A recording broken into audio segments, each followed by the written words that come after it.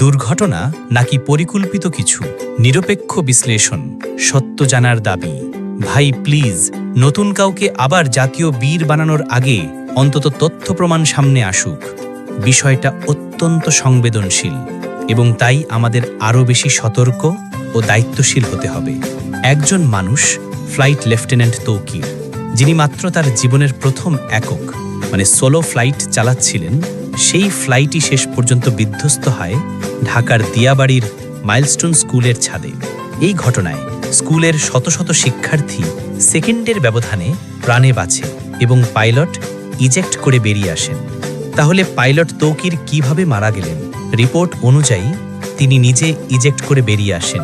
Parachute গাছে আটকে যায়, পাশের ভবনের ছাদে অবতরণ করেন। শরীরে কোনো পোড়ার চিহ্ন ছিল না, কেবল হাত পায়েই ব্যথা পেয়েছিলেন। তাহলে প্রশ্ন, সিএমএইচে নেওয়ার পরই তিনি মারা গেলেন কেন? এটি কি মেডিকেল নেগলিজেন্স নাকি সাক্ষী মুছে ফেলা হলো? দ্বিতীয় বড় প্রশ্ন, ক্র্যাশ লোকেশন, যেখানে মাত্র কয়েকশো মিটার দূরে ছিল একাধিক নদী ও ফাঁকা জায়গা। 100 মিটার দূরে বিরুলিয়ার নদী, 500 মিটার দূরে আশুলিয়ার নদী, 800 থেকে 1000 মিটার দূরে তুরাগ নদী, 1200 মিটার দূরে ফাঁকা ইস্তেমা ময়দান। তাহলে কেন এতগুলো বিকল্প থাকার পরও স্কুল ভবনের উপরে বিধ্বস্ত হবে? তৃতীয় প্রশ্ন, বিমান নিয়ন্ত্রণ ও গতি সংক্রান্ত রহস্য।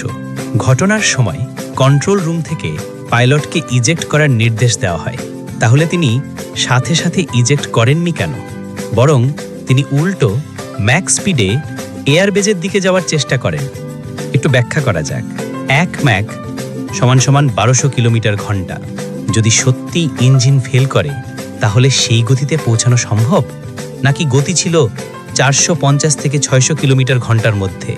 এই গতি হলে F-7 বিমানটি গ্লাইড করেও কাছের ফাঁকা জায়গায় ল্যান্ড করতে পারত।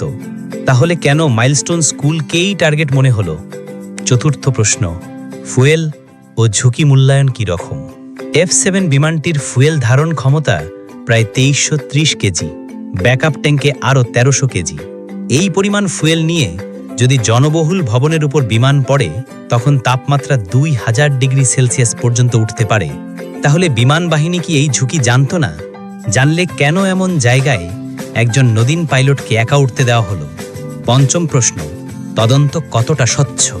আমরা এর আগেও অনেক দুর্ঘটনায় ব্ল্যাক বক্স হারিয়ে গেছে শুনেছি, এবারও কি তাই হবে?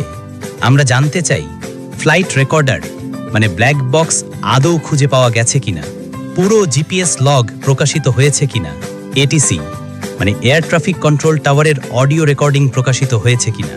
শেষ কথা, আমরা কোনো তথ্য চাপিয়ে দিতে চাই না, আমরা শুধু চাই সত্য জানার সুযোগ। জাতীয় বীর হওয়ার আগে দরকার তথ্য প্রমাণ। দেশবাসী গর্ব করতে চায় বাংলাদেশ বিমান বাহিনীর দক্ষতা নিয়ে, কিন্তু সেই গর্ব টেকসই করতে হলে দরকার স্বচ্ছতা, দায়িত্ব আর সাহসী তদন্ত। তাই অনুরোধ করছি, বিচার করুন না আবেগ দিয়ে, তথ্য দিয়ে।